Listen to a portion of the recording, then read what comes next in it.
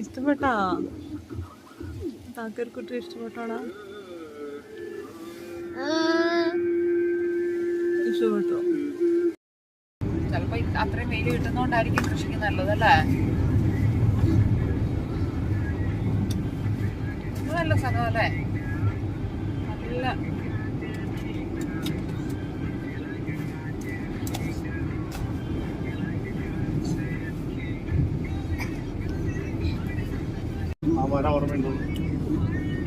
ഇല്ല. നമ്മള് ഫോട്ടോ എടുത്താ അതല്ലേ?